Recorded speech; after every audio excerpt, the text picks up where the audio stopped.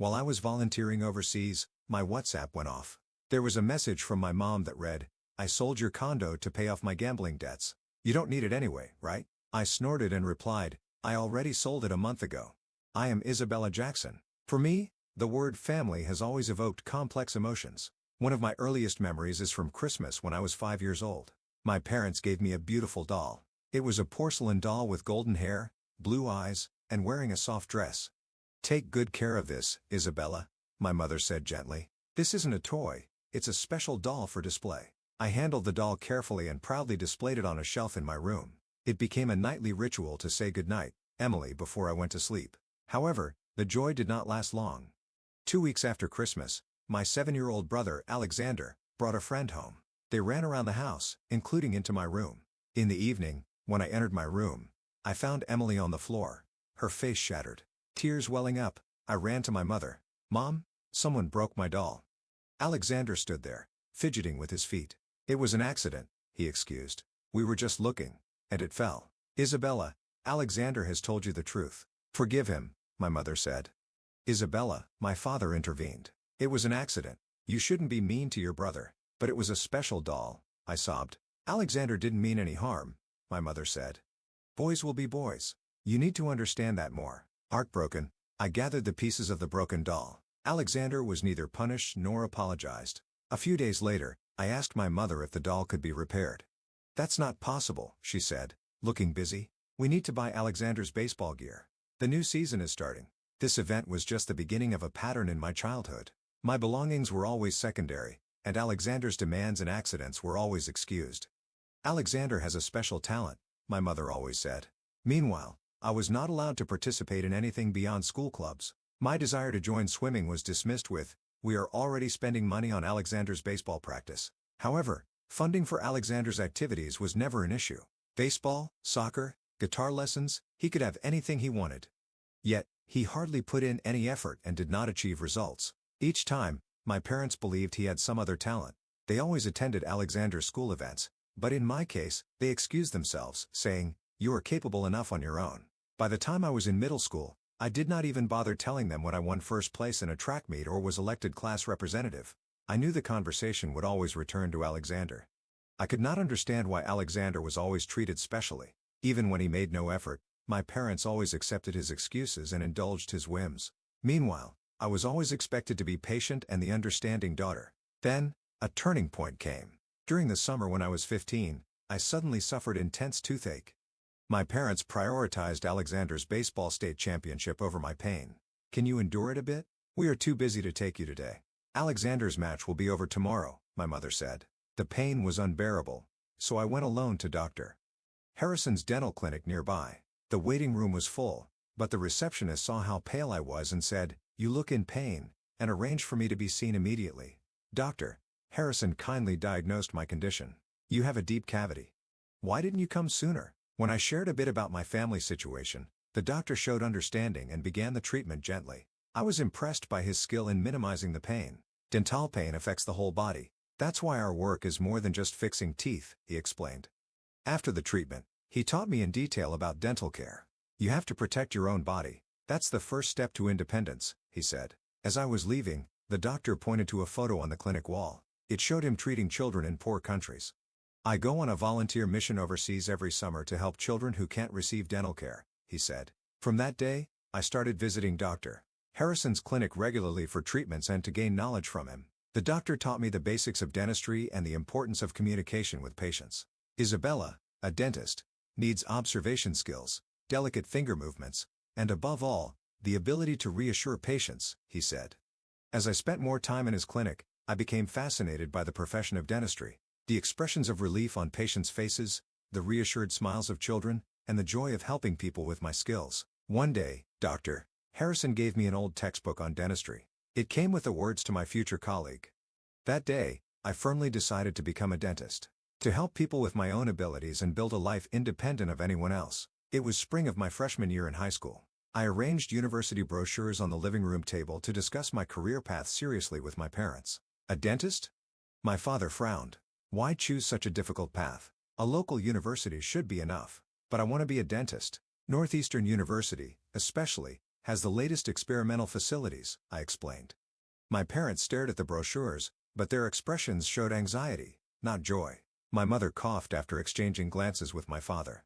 Actually, Alexander received an acceptance letter from St. James University last week. St. James University was known for its high tuition fees, though it was not particularly academically outstanding. That's great, I said hesitantly. Then, my father spoke cautiously. St. James is very expensive. Alexander didn't get in as a scholarship student. A whirl of anxiety began in my stomach. We will have to use most of our savings for his tuition. He needs a good education. I stared at my parents in disbelief. But I have a right to receive a good education too. Of course, Isabella. But isn't a state university enough? There are courses to become a nurse or a hygienist if not a dentist, my mother said gently. Yet her eyes were cold. I want to be a dentist. That's my dream. Dreams sometimes need to be adjusted, my father declared. Alexander needs special opportunities. He has always struggled academically. St. James has a support system for students like him. So because he didn't try hard, he gets special treatment, and I have to sacrifice myself because I have been working hard? Tears welled up in my eyes. Stop talking like that, my mother said sternly. Your brother has different talents. He's just not good at academic studies. But he doesn't even try to study. I've been studying until late at night and gotten good grades. Isabella, this is a decision without any room for debate. As a family, we have to prioritize Alexander. He needs our support. My father's voice lowered. And I don't? My voice trembled. My father shrugged.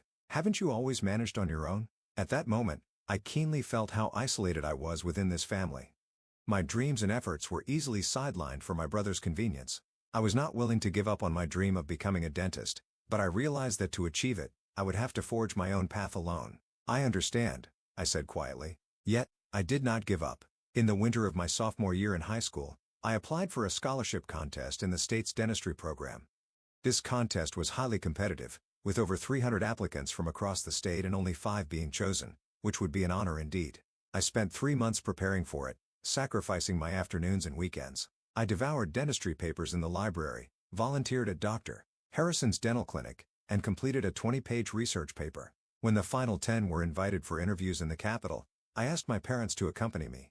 Please, this is very important for my future, I pleaded. It's only a 3-hour drive, and we can return the same day. My father ran his fingers through his hair in frustration. Sorry, but there's a practice match at Alexander's University that day. But I can't go alone. I don't have a driver's license yet, and it would require several bus transfers. Isabella, you've always managed on your own, my mother said. You can take a taxi. Ultimately, I woke up at 4 a.m., made 3 bus transfers, and took a taxi for the last stretch to make it to the interview on time. All the other candidates were accompanied by their families.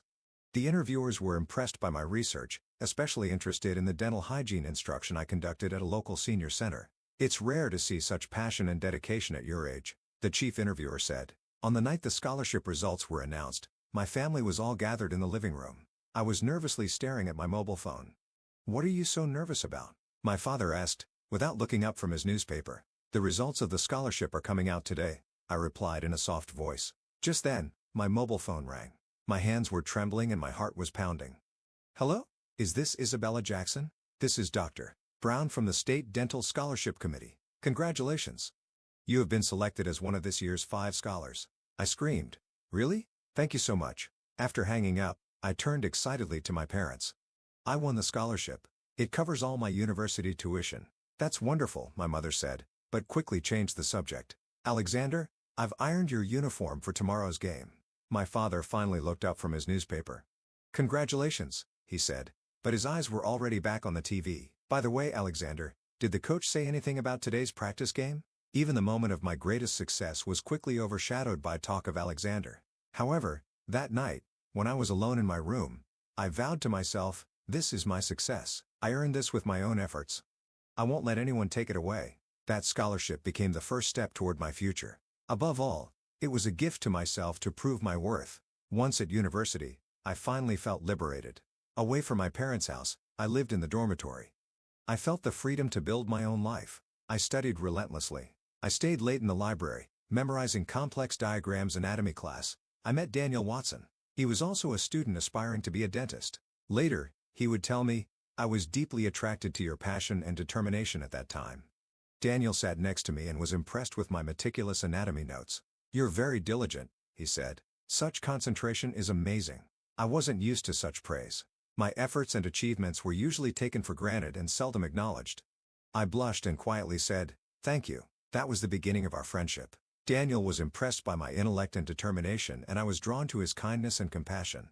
In our third year, our relationship began to change. It was no longer just friendship, but a mutual respect and attraction that led us to start dating. Together, Daniel and I participated in dental health volunteering, working at clinics for low-income residents.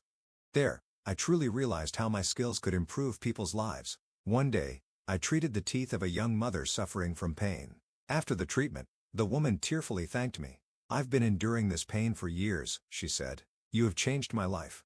At that moment, I was certain that I had chosen the right path. Daniel, hearing me talk about the experience, said, "You'll make a wonderful dentist." He looked into my eyes and added, "I've been thinking about opening a clinic together with you after we graduate." My heart leaped. It was the first time someone believed in and shared my dream. After graduation, Daniel and I opened our dental clinic together. The startup funds were provided by Daniel's grandfather. This allowed us to equip our clinic with the ideal instruments we wanted without compromise. Jackson and Watson Dental Clinic, the name we chose for our clinic, quickly gained a good reputation and achieved success in a short time. We combined a patient-first approach with the latest technology to become one of the most trusted dental clinics in the area. A year after opening, our clinic was doing well and growing. Daniel and I got married. We wanted to invest all the funds in the clinic, so we didn't have a wedding ceremony. Instead, I invited my parents to the clinic. I wanted to show them my success and be acknowledged. They were initially impressed, however, became critical all too soon. "These instruments are very expensive," my father said. "Isn't it a big risk to introduce such expensive equipment?" My mother agreed. "If you have money to invest in equipment, you should be helping your family. Alexander is having trouble." Alexander had dropped out of college and was hopping from job to job, living without a plan. From bartender to construction worker to sales representative, he had tried and quit various jobs. As his debts increased, my parents intervened and took care of him. "He's a poor kid," they said. "You're smart. You should support your brother more." However, I had decided to build my life with my own hands, not according to my parents' expectations and demands, but according to my own desires. So, I did not accept the demands to help my brother. The dental clinic thrived, and Daniel and I became financially stable. Daniel wanted to invest more in medical research, so he started working at the university several days a week. As a result, I mainly took over the dental clinic and began employing another dentist. Life and work began to afford us some leisure, and we started visiting resorts during every vacation. We especially liked vacationing by a lake surrounded by mountains, and we began to dream of buying a condominium unit there. After 3 years of saving, we finally realized that dream. The condominium was located by the lake, surrounded by mountains, and it became a special place for Daniel and me. We always visited on weekends and holidays, spending relaxing times in nature. When I told my parents about our purchase of the condominium unit, they were critical. "There's no need to spend money on such luxuries," they said. "Alexander is still struggling financially." "This is our decision, Dad," I said quietly. "We worked hard and earned this." My parents did not try to understand, but it was not a problem for Daniel and me. This was a testament to the dream we had built together. It was only after years of hard work and effort that Daniel and I could finally realize this dream. After that, the delicate balance of my relationship with my parents and brothers started to collapse. One day, I was on a break during a dental volunteer session in Hawaii. For several years, Daniel and I had been taking a week off annually to volunteer abroad like this, providing dental care to children without access. Just seeing their smiles filled my heart with warmth. The time we spent interacting with locals during breaks was my precious healing time. However, the sound of my ringing mobile phone interrupted this peaceful moment. The screen read, "Mom." I sighed softly. "Hello, Mom," I answered brightly, but instinctively felt that something bad was happening. "Isabella, there's something I need to talk about." My mother's voice was tense. I set down my coffee cup and straightened up. "It's about your condo unit." "What about it?" My heart rate increased. "Alexander is in trouble." Her voice trembled. "He's made a bad investment. We had to sell your condo unit to help him." Her words pierced my heart. I raked my hand through my hair, feeling incredulous. "What are you talking about? How can you sell it without Daniel's permission and mine?" "The documents are already prepared. Your signature is there too." Her voice mixed anxiety and guilt. "What?" My voice shook. "I haven't signed anything." Alarms were going off in my head. My mother stumbled over her words on the other side of the phone. "But the documents are there. Your signature." "That's forgery, Mom." My voice was cold. "That's fraud." "Isabella, listen." Alexander had no choice. He was just trying to succeed. We are family. Families are supposed to help each other, her voice pleaded. I chuckled bitterly. Family. Yes, family, I said, the irony heavy in my voice. Mom, actually, we sold that condo unit 6 months ago, I stated calmly.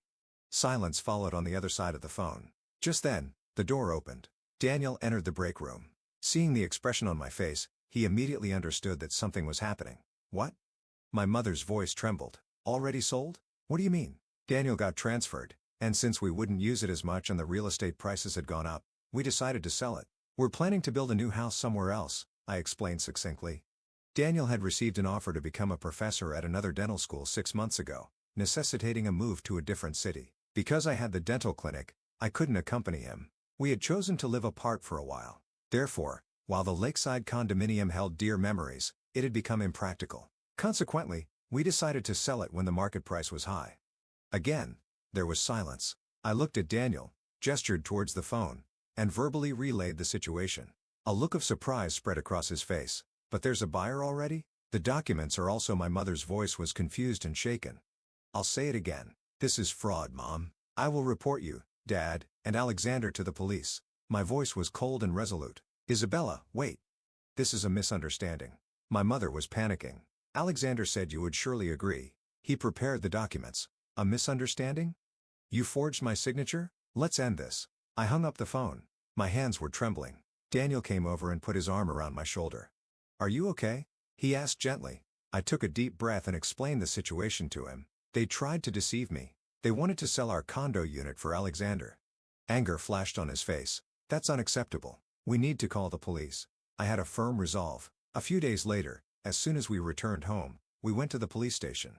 Then, the truth came to light. Alexander had been caught up in an investment scam and was burdened with a debt of $300,000. He had joined a real estate investment program trying to recover his losses. He invested more money, only worsening the situation. My parents attempted to help him by trying to sell my condo unit with forged documents. Alexander had created the documents, and my parents were using them to negotiate with potential buyers. They knew the signatures were fake but proceeded with the transaction anyway. Your parents and brother will be charged with fraud, the lawyer said. However, since there was no actual harm done, the sentence might be reduced. I was overwhelmed with mixed feelings. They were my family. I had shared both good and bad memories with them since childhood. Yet, they exploited and betrayed me. I could not expect love and respect now, which they had not given me for years anyway. Please proceed with the prosecution, I decided. Daniel squeezed my hand. I support your decision, he said. As a result of the trial, my parents and brother received probation. Their lives were transformed. My father had to resign from his company. His pride was shattered. Most of his savings went towards paying off a portion of Alexander's debts, and they had to sell their family home. Once the breadwinner, he now spent his days looking out the window of a small apartment, reminiscing about his former life. My mother began working from morning till night. She juggled 3 jobs, cashiering at the supermarket, caregiving at a senior facility, and working as a housekeeper on weekends. The fatigue etched deep wrinkles on her face. If it's for Alexander, she repeated, but her voice lacked its former conviction. Alexander was engaged in community service duties and a program to repay his debts. Despite feeling regret for consuming his parents' retirement funds, he was still on the lookout for new investment opportunities. He couldn't escape his addiction to debt. The local newspaper covered the incident with a headline that read, "Dentist couple victims of family fraud." Our clinic briefly attracted attention, but our reputation remained intact due to our professional conduct and contributions to the community. A few months later, my parents and Alexander visited my clinic. All 3 wore tired expressions, a mix of guilt and anger visible on their faces. Isabella, we wanted to talk to you, my mother said hesitantly. Despite my confusion, I opened the door and let them in. Why did you do such a thing? I asked. You have everything, my mother said quietly. Alexander has nothing. What I have is thanks to my own efforts, I responded. Stealing my success doesn't help him. My father remained silent, but Alexander burst out in anger. You were always treated special. Always perfect. Always successful. I felt sadness. Their reality was so different from mine. In my eyes, I was always second, with Alexander being prioritized all the time. But in their eyes, I was successful, privileged one, and he was the unfortunate victim. Goodbye, I simply said. That became my last words to them. I continued to avoid contact with them afterward. Alexander sent me numerous text messages. Isabella, are you going to abandon your family? Messages from my mother lined up. Isabella, Your father's medication costs. Alexander got a new job, but I ignored all the messages. I didn't respond to my father's apology letters either. They stopped asking for direct help, but their desperation was evident between the lines. Their lives were the result of choices accumulated over years. It was the end of long-standing decisions that overly protected Alexander and sacrificed me. Now, they are paying the price for their choices. I felt the impulse to reach out and help them occasionally. However, that would affirm their way of living. Sometimes, the most loving thing might be to maintain distance, to give them a real chance to change.